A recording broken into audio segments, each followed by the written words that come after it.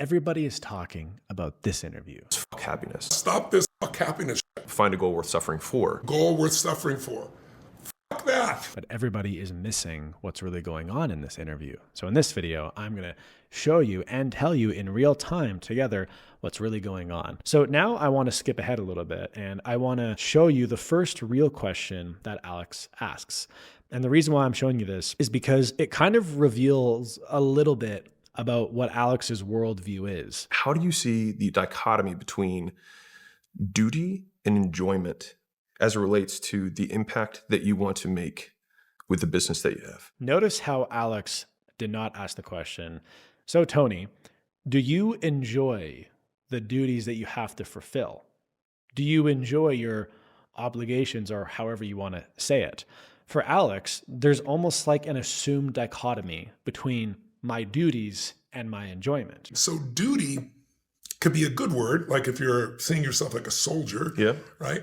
But I don't look at it that way. I look at it as... The obligation? No, I don't look at obligation as... It's so funny. Like Tony's like, well, I don't look at it like a duty. And then Alex immediately picks out the next word that is most similar to like suffering, kind of like duty, obligation. Maybe the next word would be responsibility, but you know, it's a reflection of Alex's whole worldview, you know, and I don't know him personally. I don't love the idea of psychoanalyzing him, which I kind of am, but I'm just saying, like, if you really pay attention to what's behind the words and not just the contents of the words, you'll be shocked how much you can learn about someone, especially if you're doing sales as well. This is like super, super important.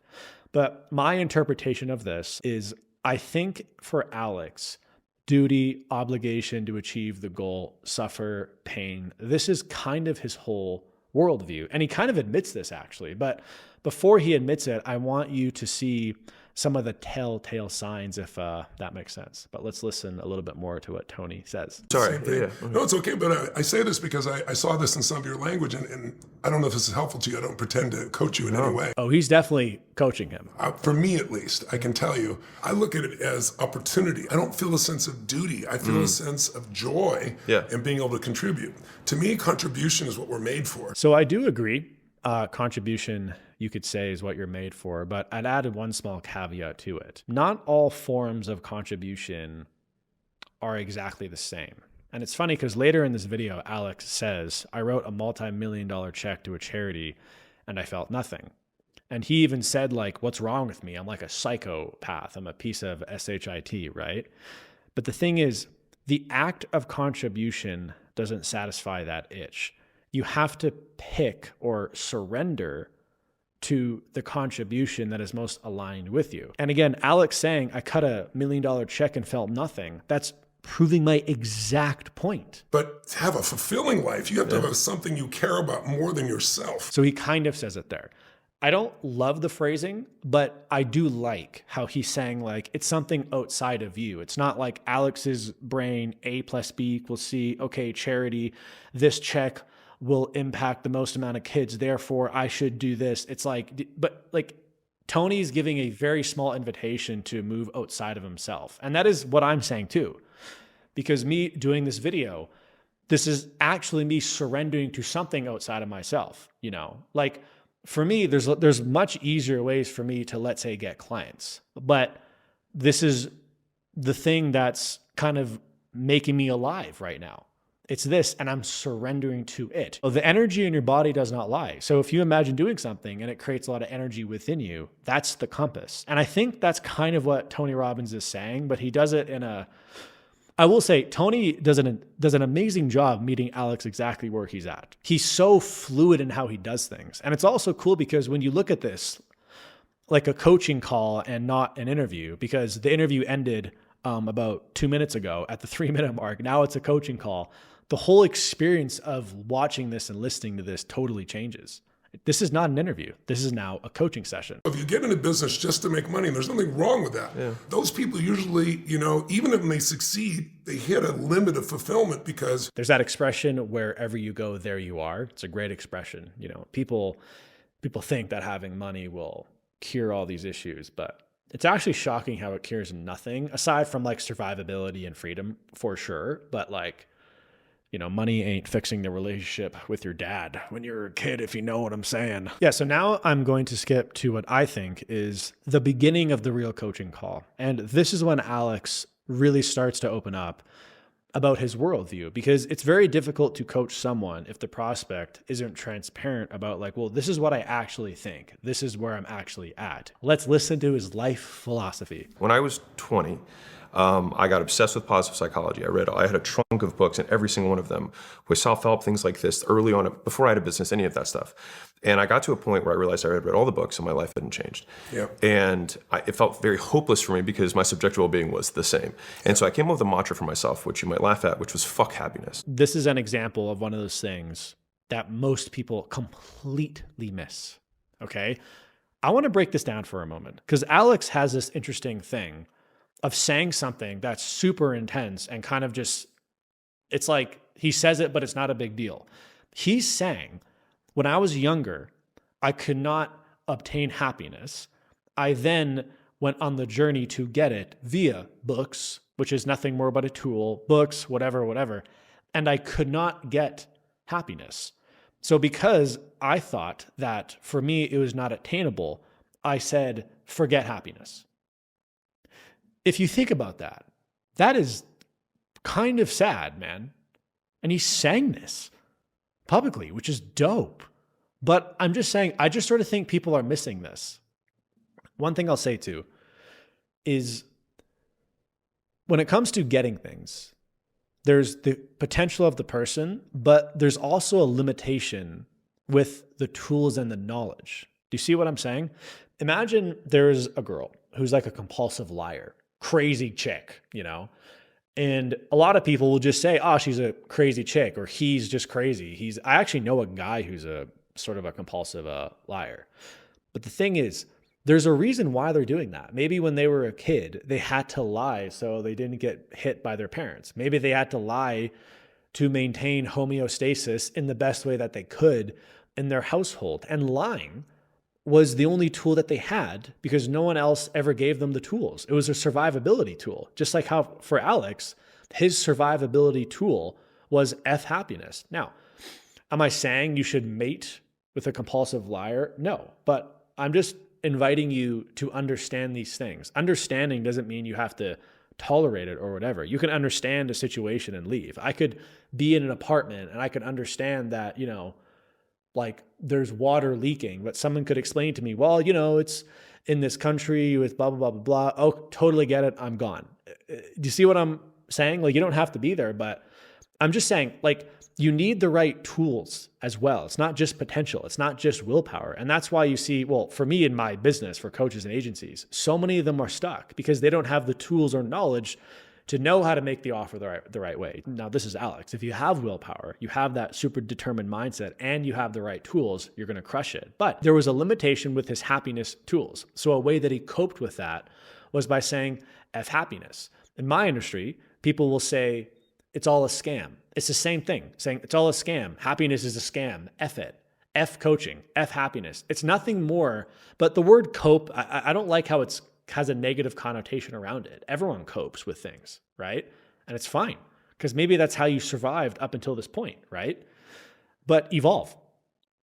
And Tony talks about this. He's like, just because something served you for a while, it doesn't mean you have to keep doing it. Maybe lying as a kid served you when you were a kid. Who says, well, you're not a kid anymore? That's why you have to parent your inner child, which I think Alex has not done. But, part of me hopes he doesn't watch this video because it's like, who's this dude psychoanalyzing me? Like if I was in Alex's position and someone was making a video on me, I'd feel pretty weird.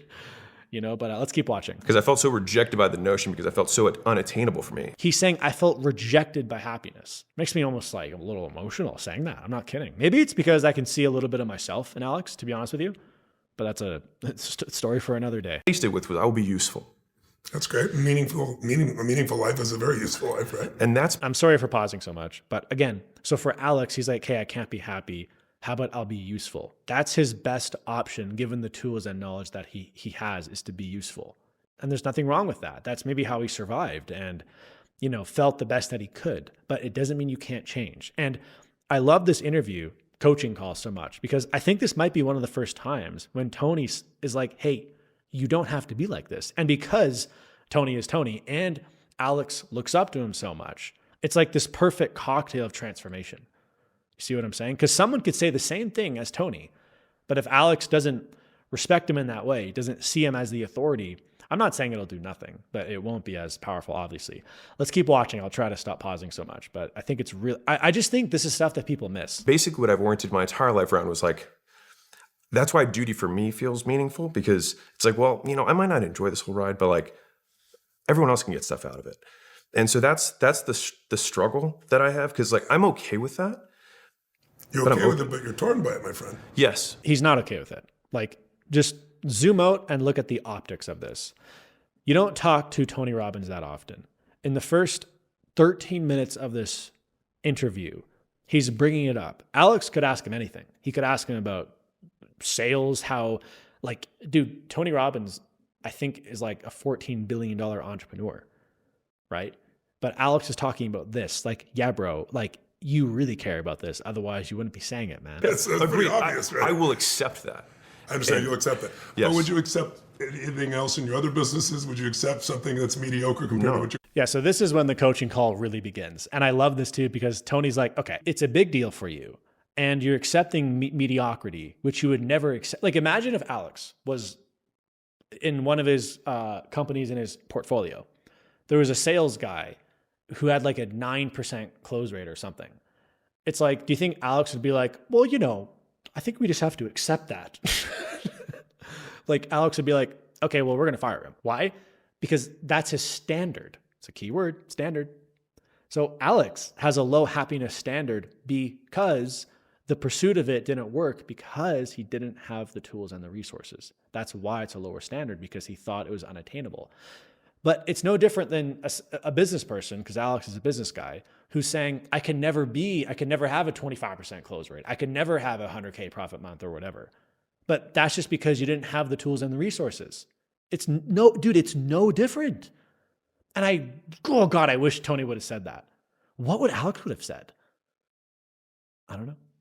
Maybe I have to interview him one day. You never know. I'm going to skip ahead now to a really fascinating part. This is where the interview gets really interesting and a little intense in a good way. Yes, off your emotional ass. Stop this fuck happiness shit. Yeah. Actually say to yourself, no, I deserve happiness. I'm going to create happiness, but I have to do it differently than I've done it before. I can't just get up and just work because I'm trained to work. So the reason why this is so intense too is because it's quite a big deal for a coach to say something like, hey, like, F your coping mechanism. Because maybe it doesn't seem that intense when you watch it, but if you look underneath it, it's like telling someone to stop their one coping mechanism that allowed them to feel the best is not a small thing. Do you see what I'm saying? Because we all have them. So, and yeah, Tony's just going at it, and I love it, dude. I think it's because like I'm very direct in the way that I coach as well. I'm not a fucking robot anymore, right? You're way too smart and you got way too big a heart. I know you do. I know everybody knows you well. I've seen you with your wife. Yeah, I agree. Like, when I listen to Alex, obviously he is very analytical, but you can sort of feel this really caring feeling from the guy, but you also sort of feel like this weird disconnect. It's interesting. He names it really, really well. You're an extraordinary human being. You're not just the guy here who does all these wonderful things, and they do wonderful things for people. You're absolutely right. But you're not connected to it, and you don't have something that you're obsessed about that makes you feel fully alive. You're doing it because you need to. When you're fully connected with your heart, your intuition, your balls, however you want to say it, things start to reveal themselves to you, but then you have to surrender to it. To give you a really stupid, basic example, I have a balcony over there. If I'm really connected to my internal being, not just in my analytical A plus B equals C, and trust me, I got that, okay? Like, I used to, like, dude, I was a victim of this, of like totally being disconnected from this part of me for a long time. So, but let's say I was connected to that. An expression of being connected to it is you'll feel these pulls. I could feel a pull just to go on my balcony and just to sit out there for a little bit. For Tony, it's feed 100 million people. But you're still listening to the same thing. Do you see what I'm saying? You're listening to the same source, but the expression's different. But my argument would be, like, Tony's saying, like, get obsessed with something. And I'm saying, well, I think once you connect with this, then everything becomes very clear. Now, there's still a choice, though. You could choose not to surrender to what you're supposed to do or whatever, not to, you know what I'm saying? Like not to surrender to the pull to do something. But I think that's the order of things. And I think understanding the order is actually quite important. The difference between have to, duty, and get to, that's the difference between rich and poor. And rich and poor is not money, right? Rich and poor is feeling fully. Yeah, that's so true, dude. I can tell you a lot of rich people who are poor. I have a friend, actually, he's probably watching this. I don't want to reveal his identity. Let's just say, he has a lot of tens of millions of dollars or worth that much. This guy is so stingy, doesn't want to spend money on anything. And I literally yell at him on the phone, "You are poor. You're poor, dude. You're poor, dog. When I was just starting my business, I was richer than you." Literally, because it's like, it's an energy. You see what I'm saying? Like if there's a guy with $10 million and he's like terrified to spend any of it, is he rich? Hell no. Poor is you work your ass off and you have plenty of money and you help all kinds of people, but you don't connect it. And again, I'm not making a judgment. I hope you can feel my heart. It's just, I want more for you. And I knew you wouldn't ask me the damn question. That's true. Yeah. So it's like, but you need, like, your energy has got to be shifted. You need a kick in the ass. You need to get an environment where you're on fucking fire. I just think he needs to get out of his head, man. Like, you know, it's just and I really like Alex, by the way. It's just I just feel like he's so much here. And I think what Tony Robbins is saying, like, yeah, kick in the ass. Like, I just feel like these are all different ways of saying the same thing. Like, dude, get out of here. You know, if you get kicked in the ass, you'll feel pain and you're like, oh my God, my ass. You know, that could be one way to like drop into it, you know? Kicked in the balls could be better, who knows? But then you got so caught up in the push, I think you've missed some of the pull for your life. Yeah, exactly. So that's exactly what I was saying. When I was saying, like, when you connect more, you'll feel the pull to do things. Because the brain, he's right, it's a push. But when you're more in your body, it's a pull to do things. Most people have the opposite problem of Alex. I think most people are too emotional and they're not nearly logical enough. Like whenever I talk about this topic, I always just think of investing. Like you'll see people who have huge dreams of starting some kind of business, but like investing into getting help is like a big deal. They're so emotional. They turn into like a kid almost. Like, and I don't mean that in an insulting way. Like imagine a kid who's super scared of like losing his toy, losing his nightlight or something, or losing his bear when he would sleep. I used to have a bear when I slept, so I'm not hating, you know. But I'm saying it's like that kid is so scared to lose that bear. It's like that's how most people are with money. They're terrified. Do you think Alex is like that? No. But that's also interesting about this interview.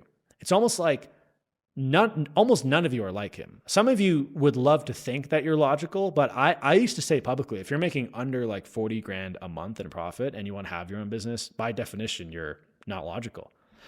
Because to get to that level, you literally just have to be logical. Okay, so now I want to skip to a part where Alex speaks from his heart. I think it's the first time the entire interview, and it's one word, okay, but I'm going to prepare you for it. So I want you to notice something.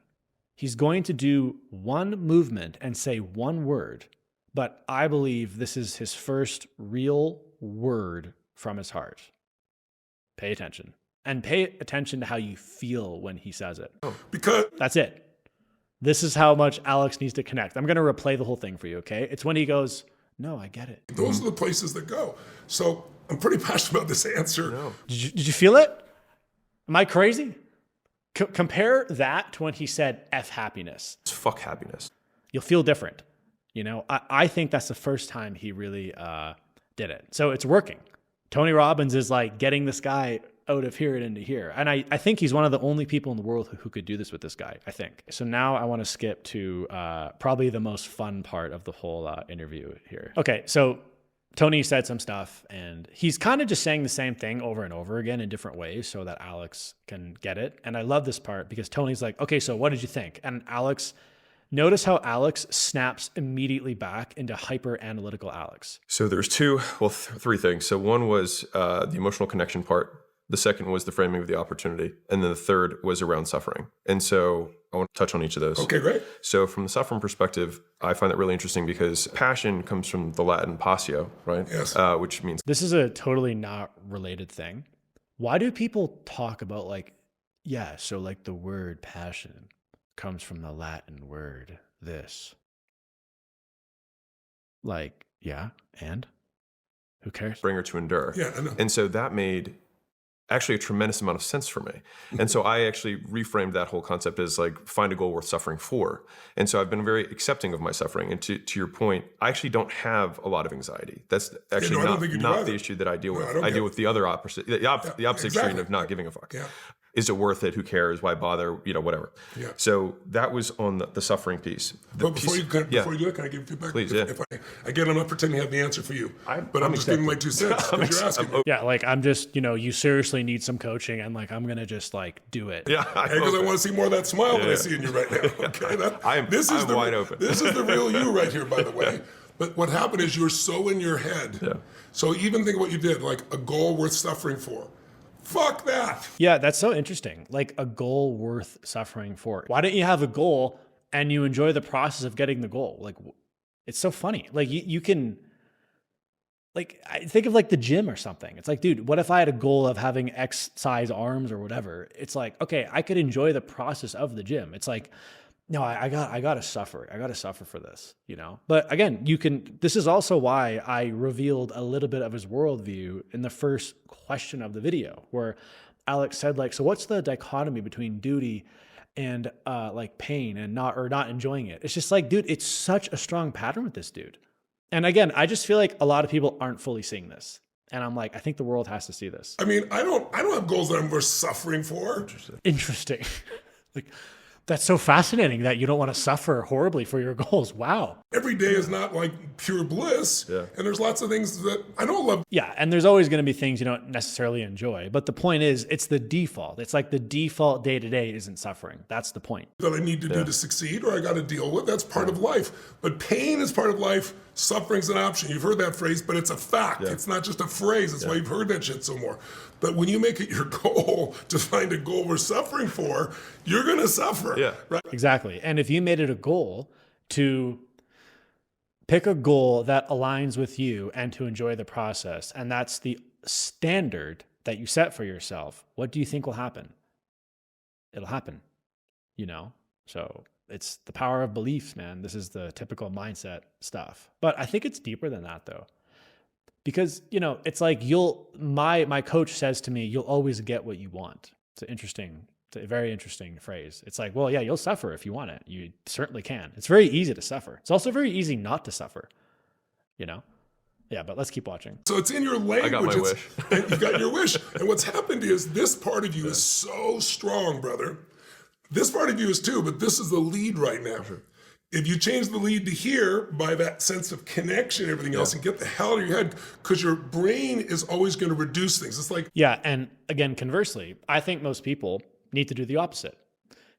The thing is, I find this is so interesting, this interview, man, because most people watching this, their takeaway is like, oh yeah, no, I got to get more here. No, you probably don't. You should be more here.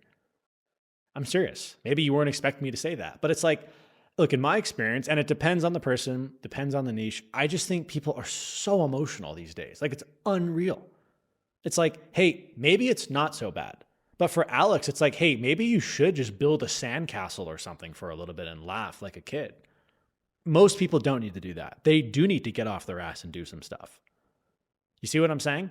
But those people will take this, yeah, I'm going to enjoy myself more. No, you probably should do kind of the opposite. That's why I love this interview so much. But for Alex, no, he needs to build a sandcastle. All right, so now I'm going to very quickly skip to my favorite part of the interview, where Tony Robbins basically does an active parts work psychological thing. Because parts work basically is everybody has different parts in them. To give you an example, I assume mostly guys are watching this video. Like, most guys on average have this idea of like, okay, I'll be like a playboy, or like I'll be a loving husband, or like I'll live alone in the woods with the wolves, or like when I was a kid, I had this idea of like just being alone on a tropical island and just living there.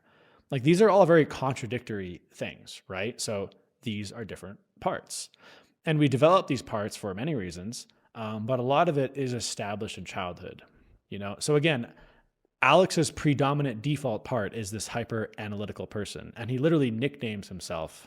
I'll play the video. I have multiple parts of me. Mm-hmm. Most of us in life try to pretend we're one thing. Society makes you try to pretend you're one thing. I'm sure your wife has multiple personalities. My wife sure does. when I first met her, I'd have a conversation and she'd be talking about, I'd be like, who is this person over here, right? I had to come up with different names. And by the way, look at the smile on your face, you know exactly what I'm talking about. Heart.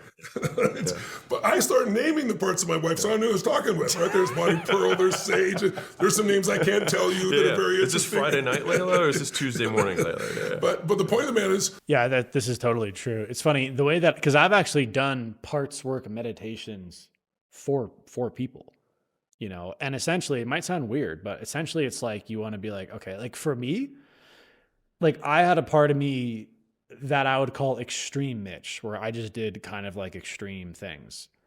I had a part of me where it was like, you know, like super success, get rich Mitch.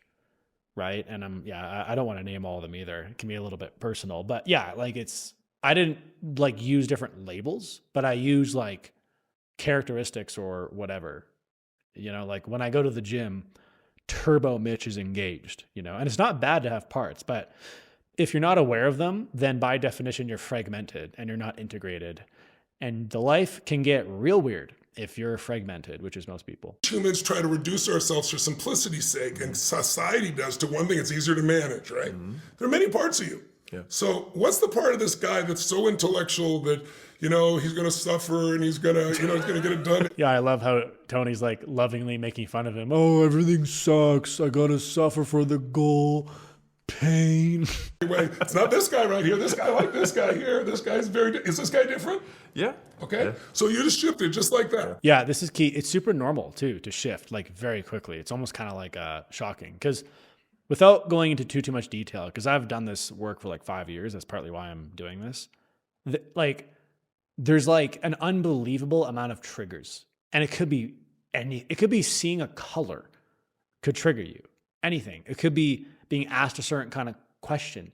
Anything could be a trigger. And if you're not integrated, that part just takes over and you're totally unconscious of it. Because if you're not conscious of the parts, by definition, that part's going to take over and you have no idea.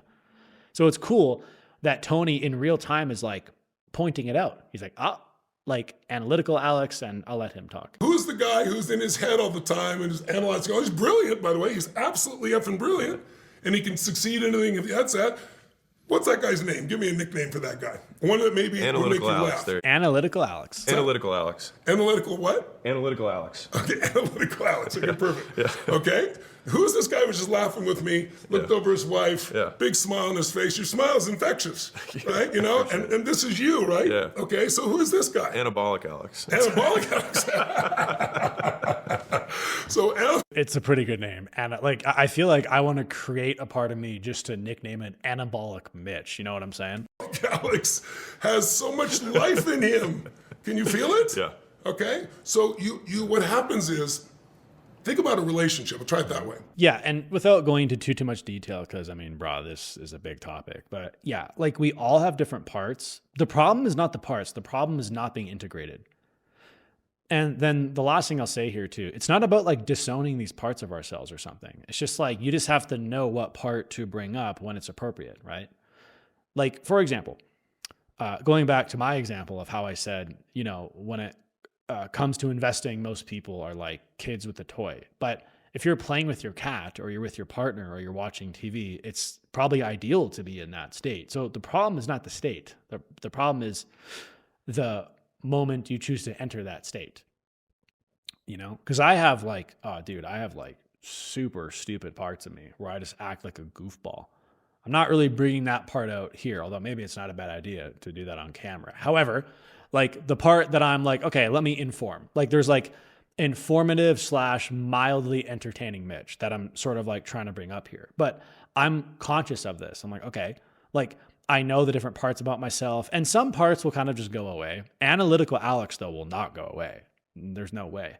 And the end goal of parts work is to essentially be in like one solid stream, one flow where everything is integrated. But integration doesn't mean you can like, if Alex was totally integrated, which he is absolutely not, by the way, he is fragmented. I don't know how fragmented he is. Usually people with screwed up childhoods are extremely fragmented.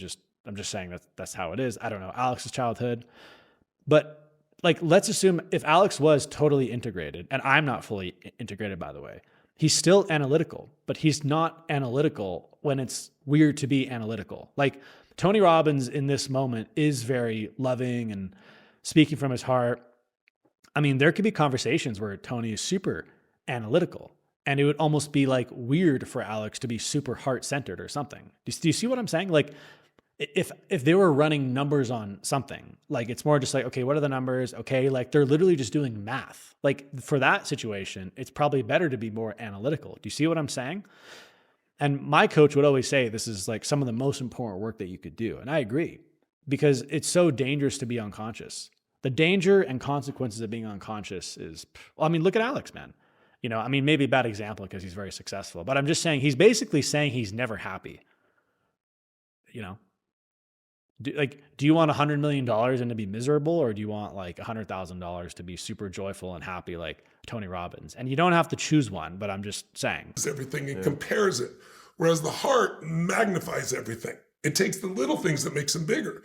What made you attracted to your wife when you first met her?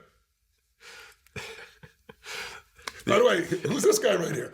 Anabolic Alex. So Alex said, how do I go from my head to my heart earlier? And you can't think your way there. And this is something I really had to learn. So what Tony is doing is he's giving Alex reference points in real time. So Alex is like, well, how do I get there?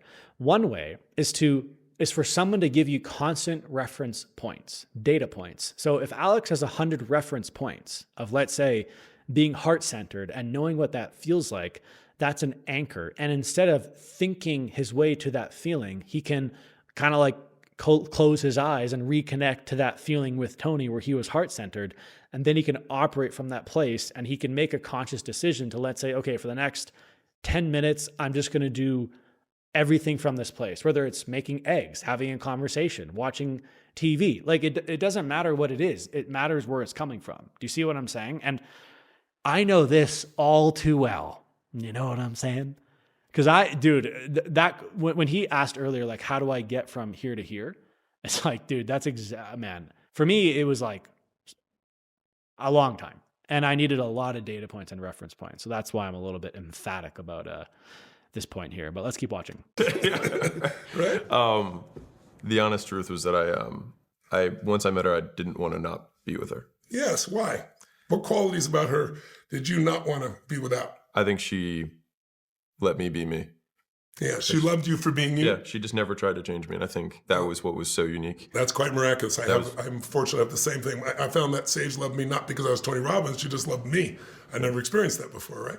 So, and what else about her besides the fact that she loved you unconditionally? She also loved the same stuff that I loved. Yes. And so when we talked, we just wouldn't stop. And I feel like it has been one very long conversation. We spent two weekends apart since the day we met.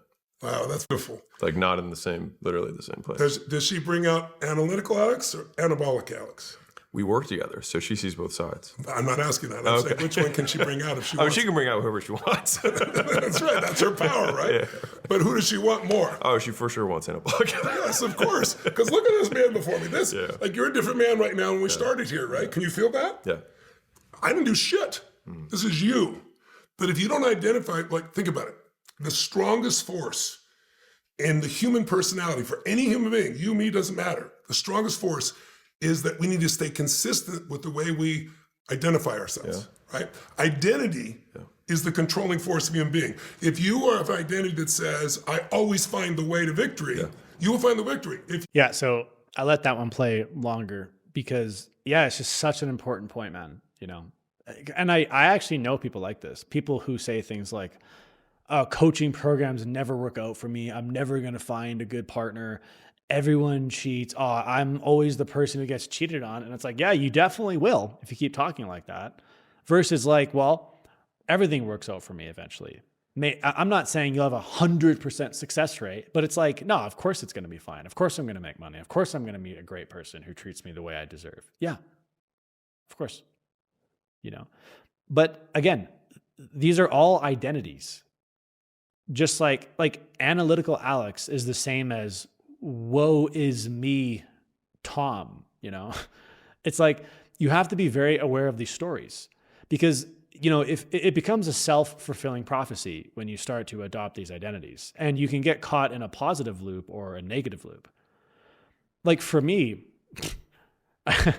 I made my first dollar on the internet in like, oh man, I wrote an ebook, and I wrote an ebook, and I contacted a website and I said, can I write a free article for you? Because I knew about SEO. Because my first sort of job was I was an intern at a cool SEO company. So I learned how to rank keywords and stuff. So I said, hey, I was an intern here. I can make a post that'll rank in your thing. And in return, don't pay me. I'll just promote my book or something. And he was like, sure, okay. And I did that. And I'll never forget it, man. I was in Vancouver in my apartment with literal cockroaches. I remember I woke up to mice dying due to mouse traps. I haven't thought about that in a while. But hey, man, that $1.25 that I made from that ebook totally changed my life. I don't know why. I mean, for me, it was like, oh, dude, I can do this. I don't know. Like, I don't know why. I couldn't even tell you why I was like that. Because I didn't have some self-belief in myself. It was just like, if I can do it, if I did it, I can do it. How dumb does that sound? If I did it, I can do it. I don't want to get too off topic, but just look, there's a process for everything. You don't have to believe in yourself. Just surrender to the process and you'll get there, but I want to focus more on this. But yeah, just to summarize that point, the story that you tell yourself, you have to be very aware of what it is, because it sort of determines your entire life. So I have one more little clip that I want to play for you here. I'm not saying get rid of it. I'm saying let's expand it. And in you, I don't have to teach you shit. You've done everything you do. But what I could offer you is conscious choice to find anabolic Alex. So funny. Like, he just laughs. Like when he laughs like that, he's not in like analytical Alex mode. It's so funny. You there and put him in charge. Your level of happiness go, and then stop your hypnosis. You hypnotize yourself a long time. It's time to transcend. Transcend means end the trance. Okay. Whatever you say to yourself over and over again, people, you tell a lie big enough, loud enough, long enough, sooner or later people believe you. You've told yourself a lie, fuck happiness. No, fuck suffering. That's you gotta be your new one. Fuck. Imagine that. Imagine how different his life would be if he changed his mantra to like F suffering. Dude, oh my God. Think about that. But it's no different than like changing your mantra to like, everything's going to work out for me. I'm going to make every coaching program I join work out. Every date's going to be great. And even if it's not great, the default eventually, if you stay in that state, will be great. This is what people mean when they say like change your frequency. It's like if you're in like an abundant frequency, it just means your new default by definition is going to be abundant. And expressions of abundance is receiving money, obviously. Do you see what I'm saying? But most people don't make that shift. They're always in scarcity. Actually, it's funny, buying this watch, it was like 76 grand. That was 78 with tax or something. And it was like, you know what? I feel abundant. I'm going to do it. I was pumped. And like, whenever I make big purchases like that, great things happen. It's so funny. And like, cause actions, the one thing I would add on here is actions a lot of the time too change your state and frequency. Do you see what I'm saying? It's not just like affirmations. I'm not hating on affirmations, but I'm just saying don't just do affirmations and not actions. But yeah, I mean, I just feel like this interview is fascinating because I'm a big fan of parts work. And I would argue this might be the most, right now this video has 400,000 views. Dude, I don't think there's been a video on parts work that's gotten 400,000 views in like 20 hours, But the bigger reason is I think a lot of people are not aware of what this is because it is parts work. This is what this is. And it's also identity. Dude, like you're watching a world-class Coach Alex Hormozi, and it's working live. It's pretty gangster. But I feel like a lot of this went over people's heads.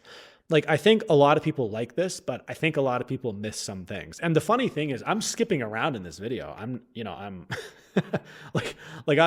there's a lot more that I could say, but I want to keep it under an hour. The goal was, I thought this was going to be like 20 to 25 minutes, but yeah, I guess the big takeaway here is, the big takeaway is to be aware of your own parts. Because if you want your life to be great and awesome, you can't have that life if you're hyper unconscious of everything. You have to know yourself. You have to love yourself too, man. which is hard for me, but it's hard for a lot of people. Because, it's like love, empathy, and understanding towards yourself, which is kind of the opposite of like the men's advice out there. And trust me, most people in my life have described me as a masochist, which I thought was I kind of liked it, if I'm being honest with you. But, it's like being a masochist. Now I'm talking about me. Being a masochist, being totally disconnected from everything, how you feel, being like a guy who rams his head through the wall, don't need sleep, gonna go, just like I was like that. And it served me for a while, being disconnected from my own emotions or whatever. But it serves you until it doesn't serve you anymore. And for Alex, you can clearly tell it's not serving him as much now. But you can honor that part of yourself. I still honor the Rhino Mitch, just like, like grind, copywriting exercises, coaching exercise. Like, dude, I was a psycho in a good way. I was a good psycho, I was a psycho towards myself, that's when people call me a masochist. But yeah, I don't know where I'm going to post this video. But my main intention with my channel is to show coaches and agencies how to grow their business. But I just thought this was such a cool video to react to, and it touches on a lot of the mindset stuff. So yeah, but yeah, my name is Mitch. If you're a business owner, coach, or agency, feel free to subscribe, comment. And if you want to connect with your internal anabolic Alex, whatever your name is, anabolic blah, then subscribe, because, well, I'm going to go to bed, but yeah, tomorrow in the gym, I'm definitely going to connect consciously with anabolic Mitch. So thanks for watching. Peace.